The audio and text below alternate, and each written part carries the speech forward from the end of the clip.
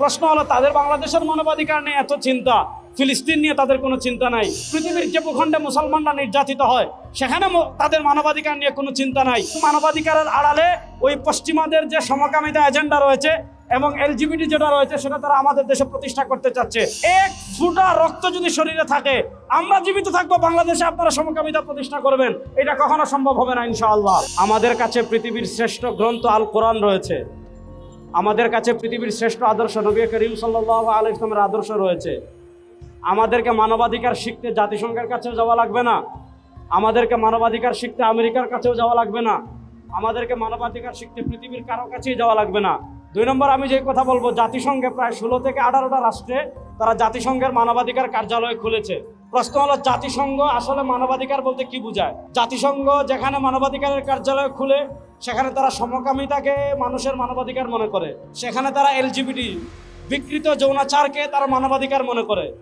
নবী করিম সাল্লাল্লাহু আলাইহি ওয়াসাল্লামকে নিয়ে কটূক্তি করা, আল্লাহকে নিয়ে কটূক্তি করা, কোরআনকে নিয়ে কটূক্তি করা, ইসলামকে নিয়ে কটূক্তি করা, এগুলোকে তারা মানবাধিকার মনে করে। খ্রিস্টান রাজ্য প্রতিষ্ঠা করা, এগুলোকে তারা কি করে? মানবাধিকার মনে করে। এজন্য আমরা মনে করি এখানে মানবাধিকারের আড়ালে পশ্চিমাদের যে এজেন্ডা রয়েছে, এলজিবিটি কিউ, সমকামিতা, পশ্চিমাদের যে এজেন্ডা রয়েছে, ইসলাম বিদ্বেষ, পশ্চিমার যে এজেন্ডা রয়েছে, বাংলাদেশ থেকে ইসলাম এবং মুসলমানদের নাম মুছে দিয়ে পৃথক আলাদা খ্রিস্ট রাজ্য জুমল্যান্ড প্রতিষ্ঠা করা, এগুলোর একটা প্রেক্ষাপট তৈরি হয় জাতিসংঘের মানবাধিকারের অফিস দিয়ে। নচেত আপনি খুব সহজ করে দেখেন, বাংলাদেশের মানবাধিকার নিয়ে যদি জাতিসংঘের এত চিন্তা থাকতো, তাহলে গত 16 বছর যখন ফ্যাসিস্ট আওয়ামী লীগ বাংলাদেশের রাষ্ট্র ক্ষমতায় ছিল, যখন স্বৈরাচার বাংলাদেশের রাষ্ট্র ক্ষমতায় ছিল, যখন পদে পদে পদে পদে মানুষের মানবাধিকার লঙ্ঘিত হয়েছিল, তখন মানবাধিকারের কোনো কথা তাদেরকে বলতে দেখলাম না, তখন তাদেরকে মানবাধিকারের পক্ষে কোনো আওয়াজ তুলতে দেখলাম না, তখন তাদেরকে মানবাধিকারের কোনো অফিস খুলতে দেখলাম না। এখন পৃথিবীতে সবচেয়ে বেশি মানবাধিকার লঙ্ঘন হচ্ছে যে জায়গায়, সে জায়গার নাম হলো গাজা, সে জায়গার নাম হলো রাফা, সে জায়গার নাম হলো ফিলিস্তিন। প্রশ্ন হলো, তাদের বাংলাদেশের মানবাধিকার নিয়ে এত চিন্তা, ফিলিস্তিন নিয়ে তাদের কোনো চিন্তা নাই, গাজা নিয়ে তাদের কোনো চিন্তা নাই, রাফা নিয়ে তাদের কোনো চিন্তা নাই, ইয়ামান নিয়ে তাদের কোনো চিন্তা নাই, ইরান নিয়ে তাদের কোনো চিন্তা নাই। পৃথিবীর যে ভূখণ্ডে মুসলমানরা নির্যাতিত হয় সেখানে তাদের মানবাধিকার নিয়ে কোনো চিন্তা নাই। বাংলাদেশে তো আমরা ভালো আছি আলহামদুলিল্লাহ, বাংলাদেশের যুবকরা ফেসিবাদকে তাড়িয়েছে। এখন তারা মানবাধিকারের অফিস কেন করতে চাচ্ছে? মূলত মানবাধিকারের আড়ালে ওই পশ্চিমাদের যে সমকামিতা এজেন্ডা রয়েছে এবং এলজিবিটি যেটা রয়েছে সেটা তারা আমাদের দেশে প্রতিষ্ঠা করতে চাচ্ছে। হিসাব অত্যন্ত সহজ, বাংলাদেশের মুসলমানদের এক ফোঁটা রক্ত যদি শরীরে থাকে, আমরা জীবিত থাকবো বাংলাদেশে, আপনারা সমকামিতা প্রতিষ্ঠা করবেন, এটা কখনো সম্ভব হবে না ইনশাআল্লাহ। আমরা তো ভালো আছি, এটার জন্য যদি যুদ্ধ করতে প্রয়োজন হয় আমরা যুদ্ধ করার জন্য প্রস্তুত আছি ইনশাআল্লাহ। তারপরে আমরা বাংলাদেশের সমকামিতা প্রতিষ্ঠা হতে দেবো না ইনশাআল্লাহ।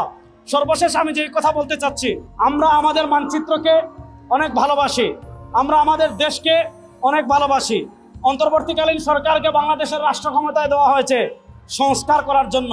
আমরা দেখেছি তারা রাষ্ট্র ক্ষমতা গ্রহণ করার 1 বছরের মতো হয়ে যাচ্ছে, এখনো তারা ফ্যাসিবাদের বিচার করতে পারেন নাই, ফ্যাসিবাদের দূষকদের বিচার করতে পারেন নাই, এখনো জুলাই সনদ দিতে পারেন নাই, এখনো দলগতভাবে আওয়ামী লীগকে নিষিদ্ধ করতে পারেন নাই, এখনো ফ্যাসিবাদের দালাল যারা আছে তাদেরকে গ্রেফতার করতে পারেন নাই।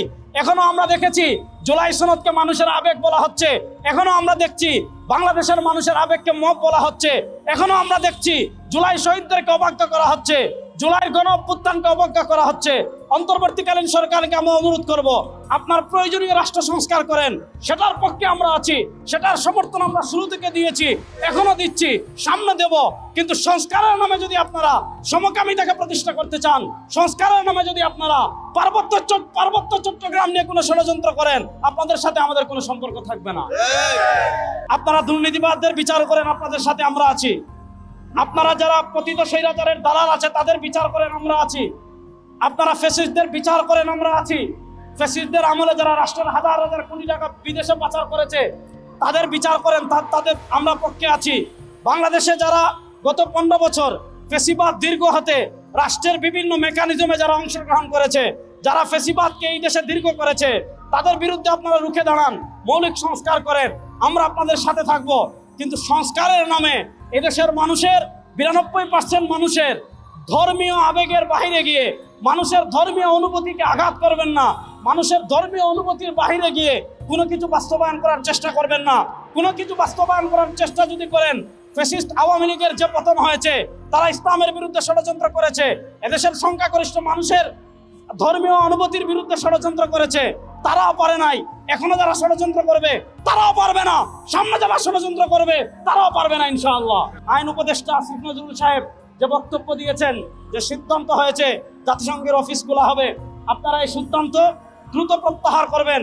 যদি এই সিদ্ধান্ত দ্রুত প্রত্যাহার না করেন, ইসলামী আন্দোলন বাংলাদেশ, জাতীয় উলামা মাশায়েখ আইম্মা পরিষদ, আমাদের মূল সংগঠন এবং আমরা এইটা বন্ধ করার জন্য যা কিছু করার প্রয়োজন সবকিছু করার জন্য আমরা প্রস্তুত আছি ইনশাআল্লাহ।